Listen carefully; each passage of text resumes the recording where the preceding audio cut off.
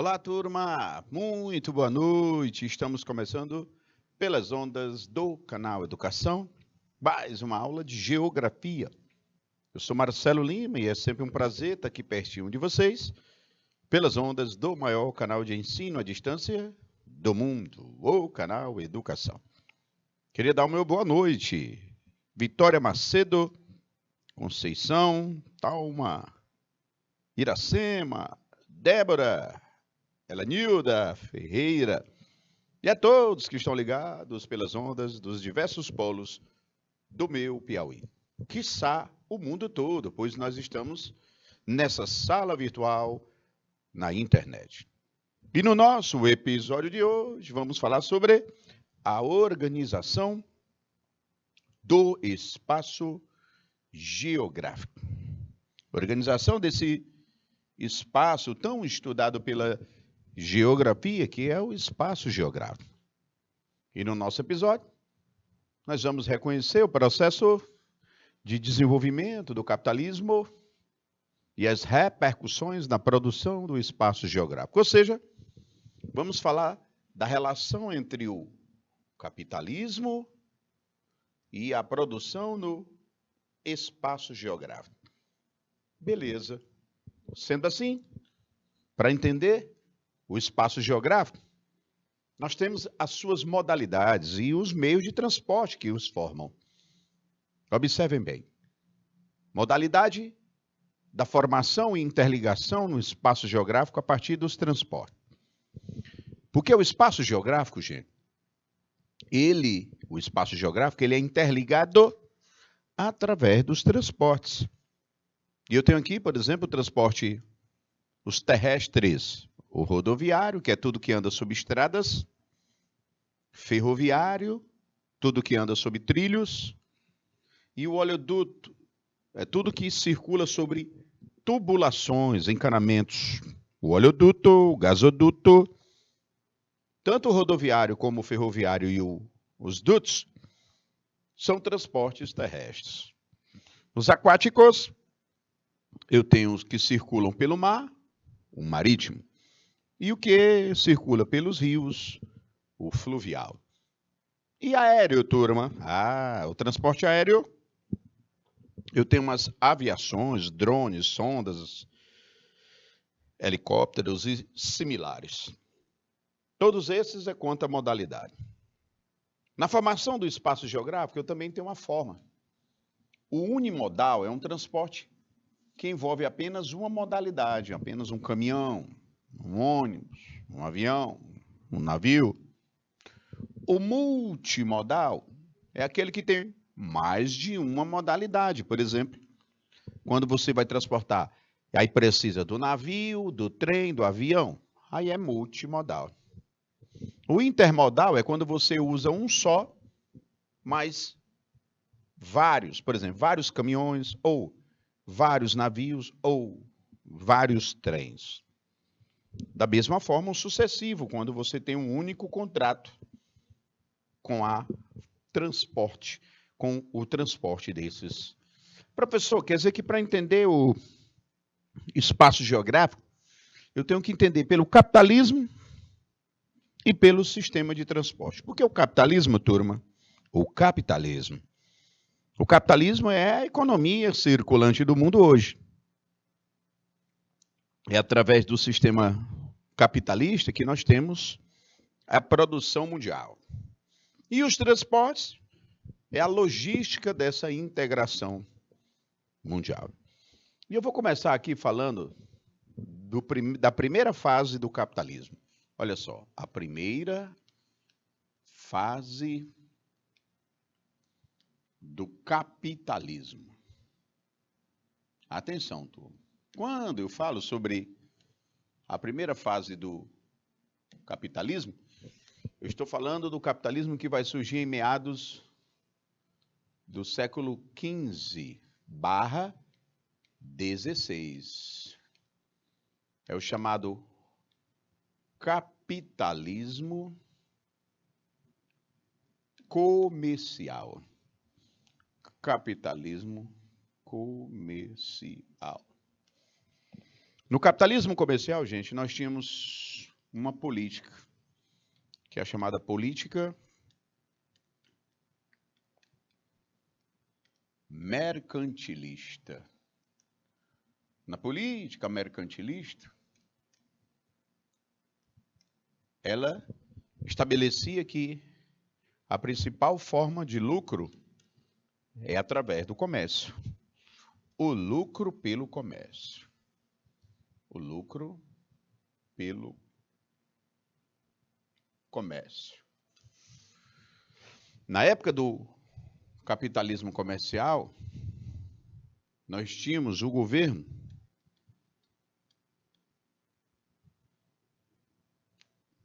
da monarquia. A monarquia.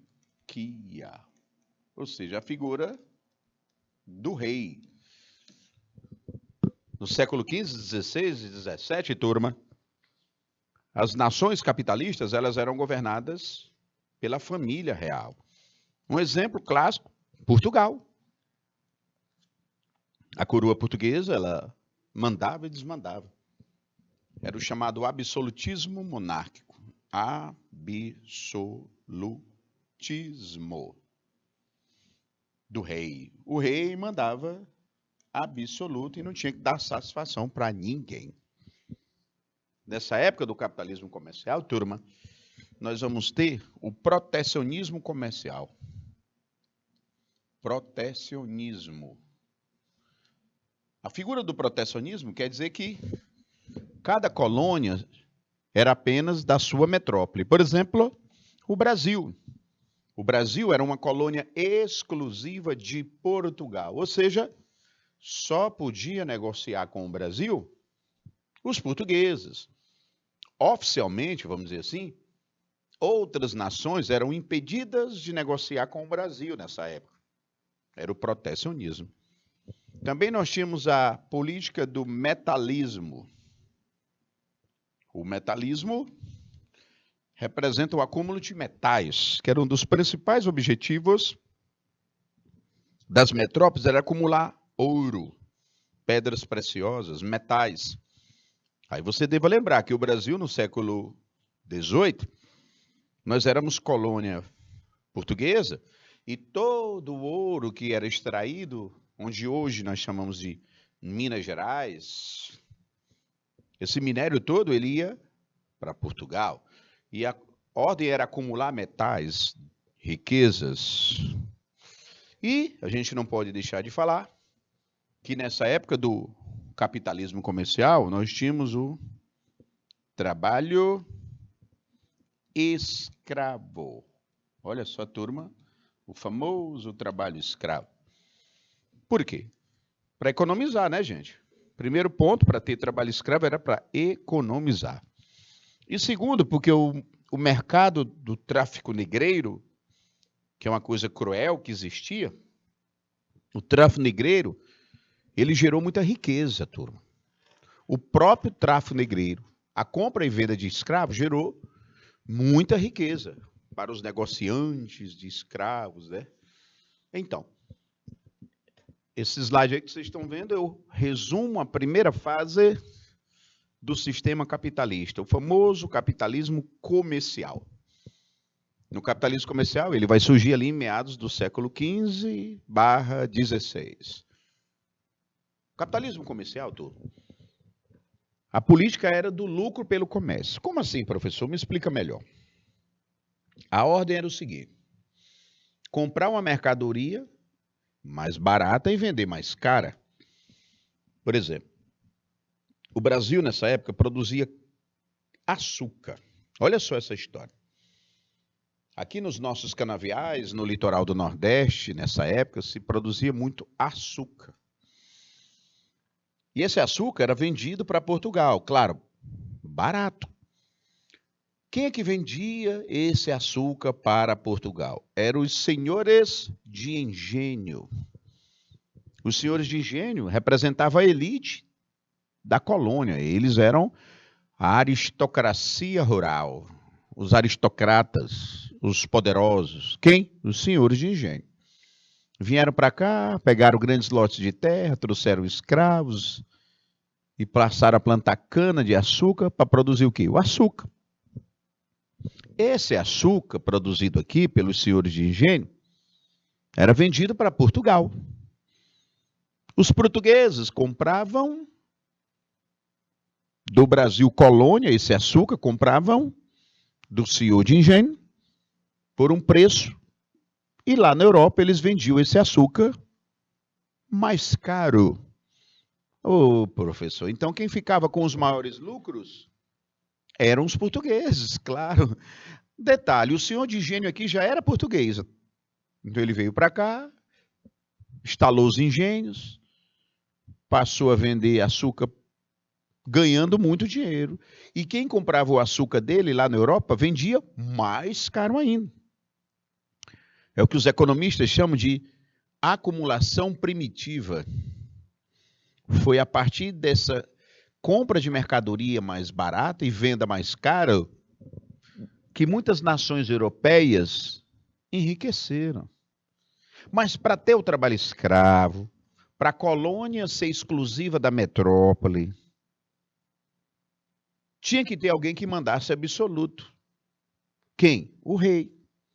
É por isso que a monarquia existia, gente. Porque ela controlava as colônias, favorecendo a burguesia. Os comerciantes adoravam os reis, porque os reis deixavam ter escravos, os reis controlavam as leis. E os reis, turma, cobravam os seus impostos e mantinham o comércio dos comerciantes. Então o rei era uma pessoa maravilhosa para o comerciante. E aí a coroa portuguesa tinha um poder absoluto aqui no Brasil. Até quando ela chegou no século XIX, em 1808, ainda tiveram muito poder no Brasil. Nós tivemos aí primeiro reinado, segundo reinado. Nessa época, gente, todas as colônias, quem mandava era o rei. Não era só no Brasil. Na África, na Ásia, aqui na América. Todas as colônias que pertenciam a Portugal, ou não só a Portugal, as metrópoles europeias, essas colônias submissas, o rei mandava absoluto. E não tinha quem discutisse o poder do rei. Ele mandava absoluto. Por isso que é chamada política absolutista. E cada colônia tinha que obedecer apenas à sua metrópole. Era o protecionismo. Oficialmente, o comércio da colônia chamada Brasil era só com Portugal. Qualquer outra nação europeia, fora portuguesa, que entrasse aqui, era proibido. Se quisesse entrar, era clandestinamente. E eles queriam acumular metais, e compravam e vendiam até gente. Tudo girava em torno do comércio. Repita vocês, tudo girava em torno do comércio. Até gente. O escravo era uma mercadoria. Isso é cruel, mas era. Então, gente, essa aí é a estrutura do capitalismo comercial que foi dividindo o espaço geográfico. Como foi dividido? Como foi organizado? Como foi organizado o espaço geográfico nessa época? Nessa época, turma, o espaço geográfico foi organizado porque eu tinha as metrópoles, olha aí, que mandavam nas colônias. Eu tinha um comércio das colônias com as metrópoles. É assim que o espaço geográfico, que é o tema da aula, foi construído nessa época com o capitalismo comercial. Beleza? Vamos anotar essas informações importantes. 3 minutos, por favor.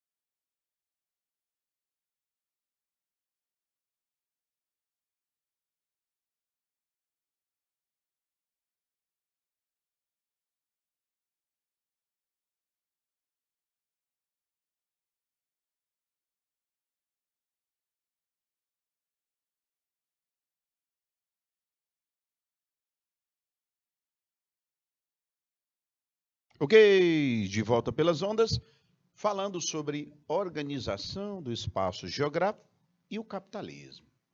Vocês viram, gente? A primeira fase do sistema capitalista, porque o capitalismo, ele divide o espaço geográfico. E nesse primeiro momento, metrópole de um lado, explorando as colônias do outro. O rei mandando, acumulação de metais, protecionismo, trabalho escravo, metalismo. E assim durou durante séculos, 15, 16, 17, 18, meados do 18. O Brasil mesmo foi colônia a partir de 1500, isso é século XVI, tu. Até a sua liberdade, quando o Brasil consegue a sua tão sonhada independência, entre aspas, vamos dizer assim. E esse espaço geográfico dividido aí, como eu mostrei para vocês, é um relato de que o capitalismo ele rege a economia mundial. E há muitos anos. Olha só. Outra fase do capitalismo que eu queria mostrar para vocês é a segunda fase.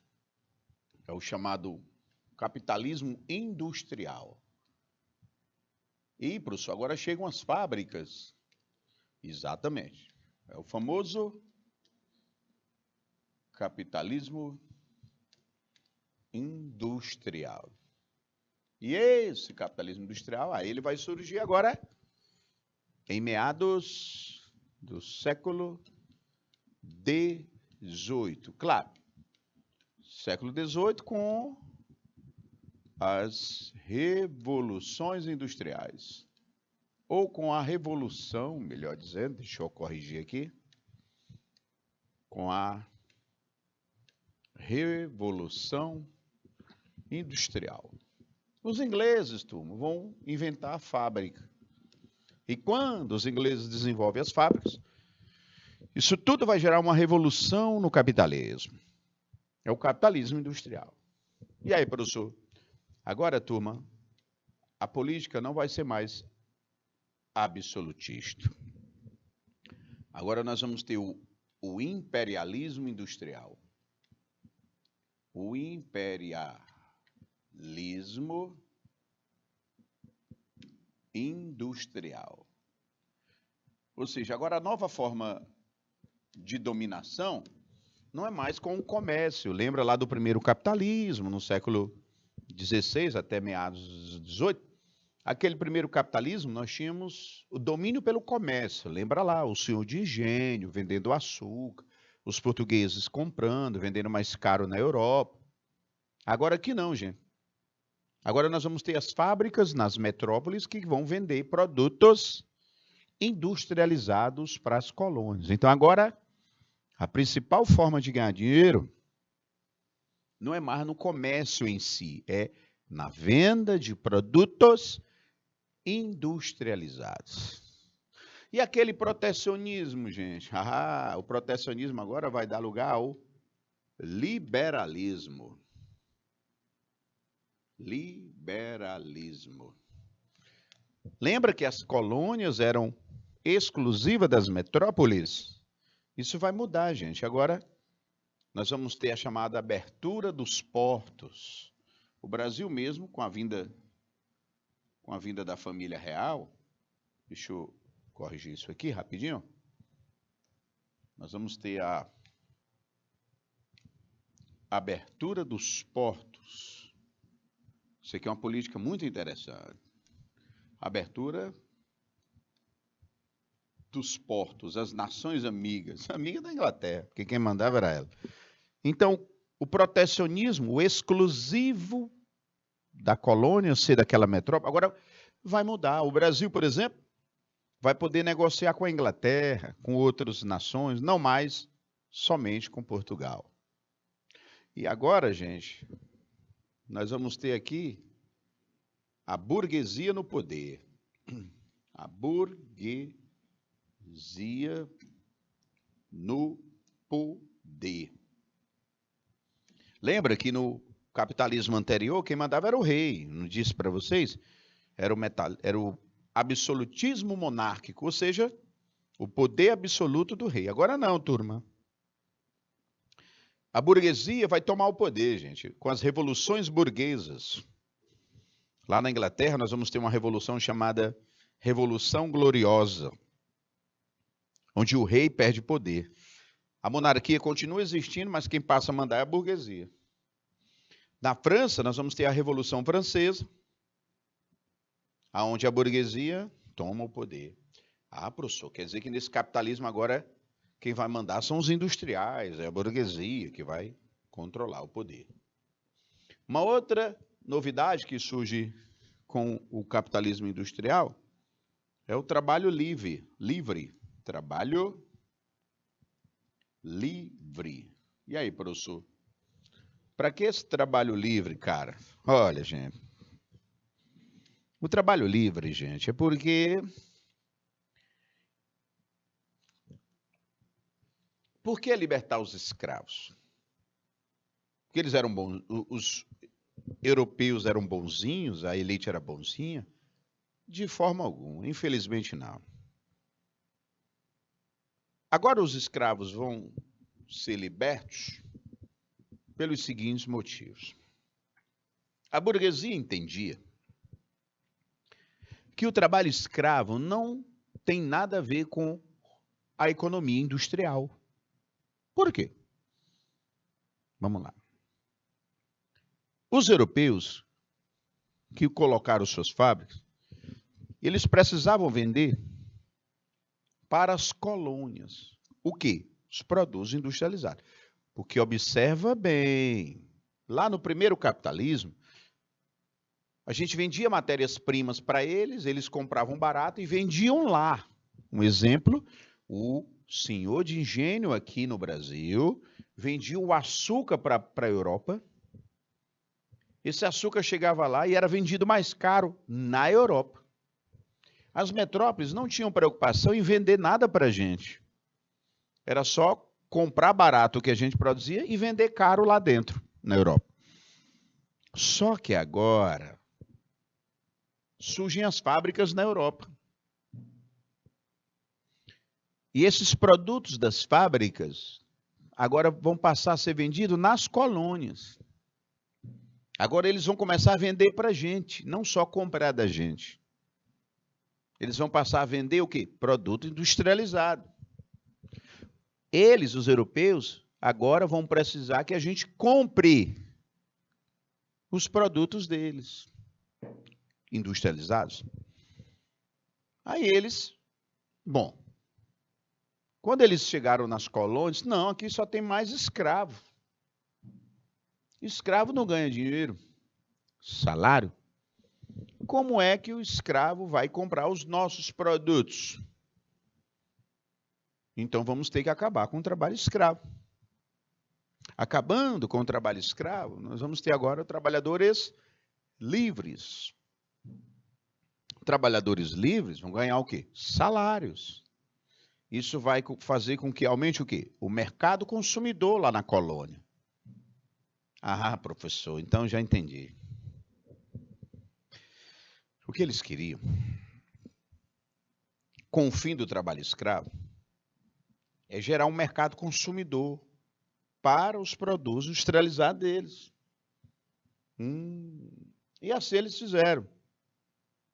Então, o capitalismo industrial, ele nasce no século XVIII, quando surgem as fábricas, a Revolução Industrial na Inglaterra, e depois ela vai ganhar outros países no século XIX. Porque durante o século XVIII, praticamente só foi a Inglaterra industrializada. No século XIX, França, Holanda, Bélgica, vão se industrializar. Os Estados Unidos também, no século XIX. E aí surge essa nova forma de dominação, não mais pelo comércio, mas pela venda de produtos industrializados. É o imperialismo industrial. E aí a burguesia vai passar a tomar o poder, porque a monarquia, o rei agora vai deixar de ser importante. Bora tirar o rei do poder. Por quê? Porque o rei apoiava o trabalho escravo e a gente não apoia, porque a gente quer que os trabalhadores comprem os produtos da gente. O rei quer dominar absoluto a colônia, não deixa ela negociar com as outras metrópoles, e a gente quer que as colônias fiquem livres para negociar com qualquer país industrializado. O rei não acha legal isso. Tudo bem. O rei quer mandar no comércio, quer mandar na produção, quer mandar em tudo. E nós, industriais? Não vai dar certo. A gente quer liberdade para industrializar e vender. O rei não deixa. A gente quer trabalho livre. O rei não deixa. A gente quer vender para qualquer colônia. Ele não deixa. Aí, gente, como o capitalismo fala mais alto do que a política, como o dinheiro e os interesses daqueles que envolvem fala mais alto do que a política, eles fizeram revoluções, mobilizaram a população e disseram, ó, esse rei aí vai impedir a gente de prosperar.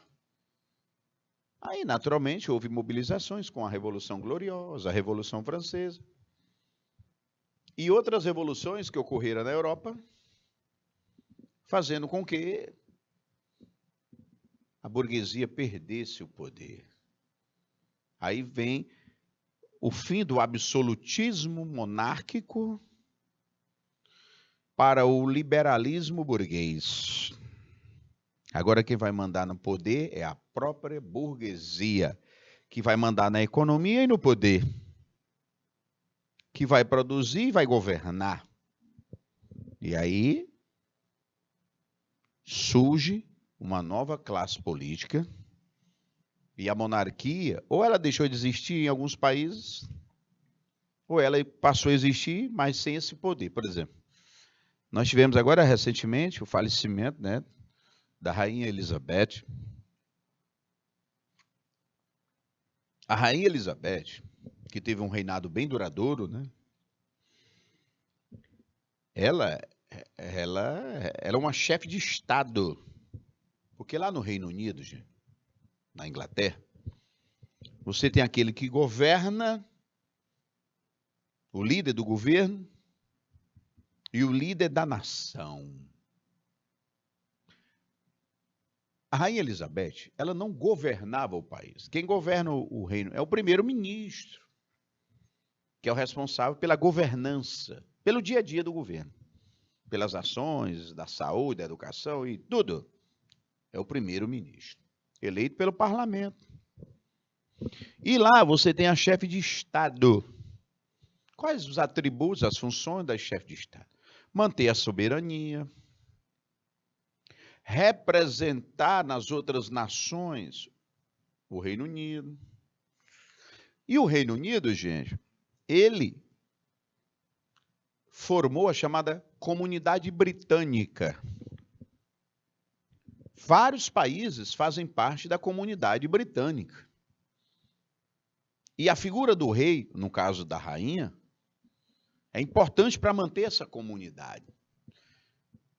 Os australianos, Nova Zelândia, África do Sul, Canadá, vários outros países do mundo fazem parte da Comunidade Britânica. E esses países que eu citei e outros são considerados súditos do rei. Agora é o rei Charles, né? O filho da rainha.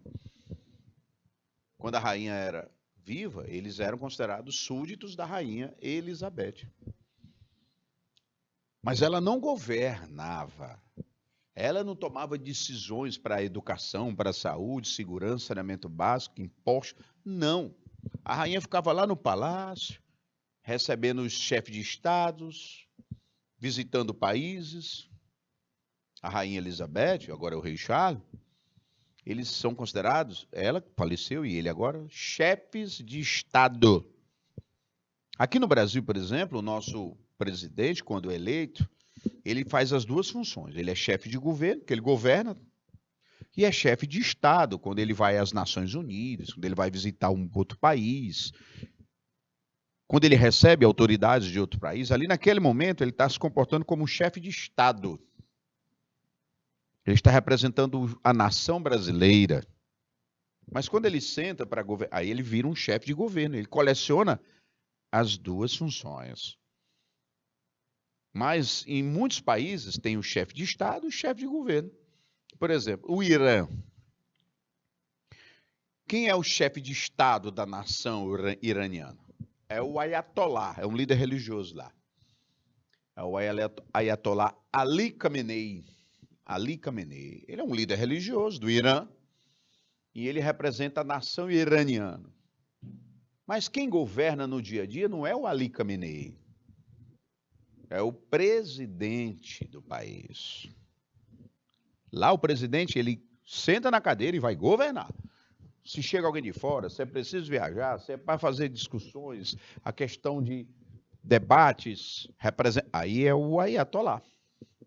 E assim na Índia é assim. A própria Rússia. O chefe de Estado russo é o Vladimir Putin. Mas quem governa lá também é o parlamento. Recentemente era o chefe de Estado, que ele até deixou de ser, ele era um dos ministros, o Dmitry Medvedev.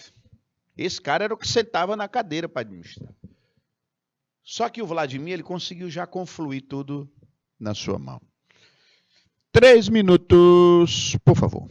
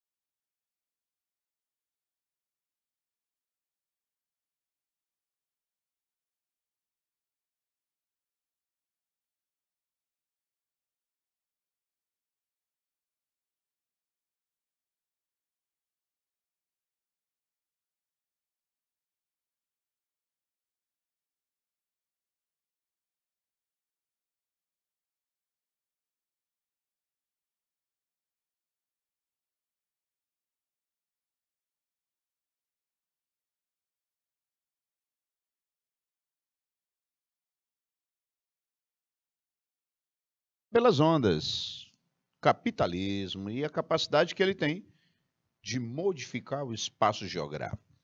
E agora a modificação, turma, foi o trabalho livre que surge. Foi o fim do pacto colonial.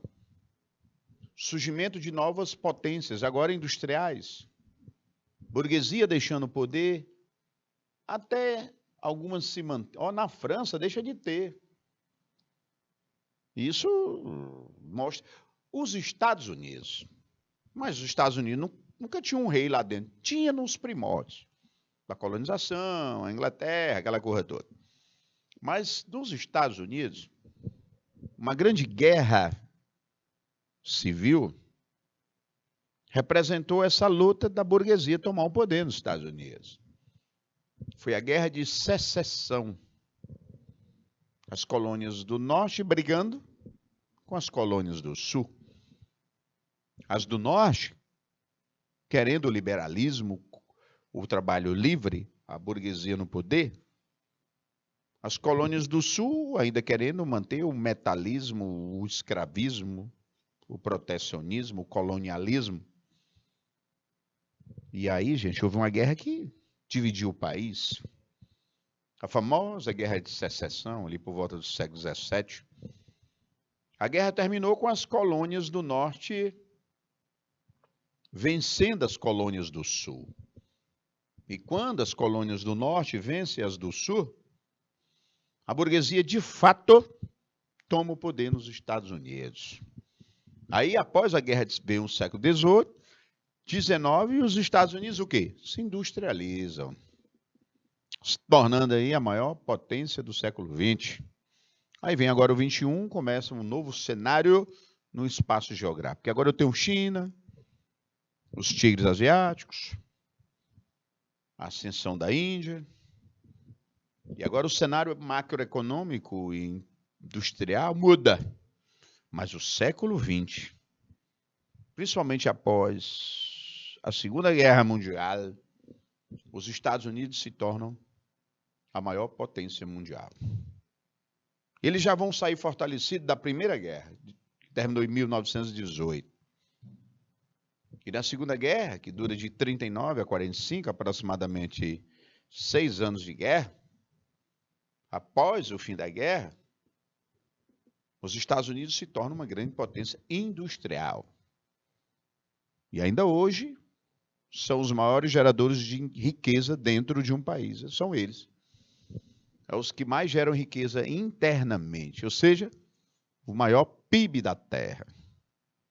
Observa que o espaço geográfico de hoje, essas superpotências de hoje, em especial os Estados Unidos, de hoje, é fruto de todo um capitalismo que a gente vem construindo aqui, turma. Todo um capitalismo que já foi comercial, mercantilista. Nessa época, os Estados Unidos também eram colônia. Mas quando vem o capitalismo industrial e as revoluções, primeira e a segunda revolução, é a partir dessa segunda revolução que os Estados Unidos, principalmente, como eu falei, após as guerras, se tornam uma grande potência internacional. Uma grande potência macroeconômica e geopolítica, né? Observa que ainda hoje os maiores parques industriais, a maior produção industrial, o desenvolvimento de tecnologias como as que temos hoje, nos diversos ramos, os Estados Unidos estão na vanguarda. Que é isso?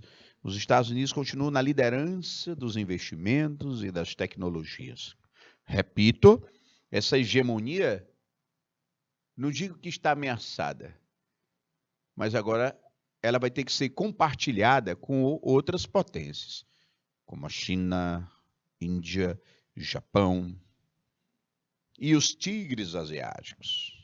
E mais recentemente, a gente está vendo aí uma expansão da economia no Oriente Médio, nos Emirados Árabes, no Catar.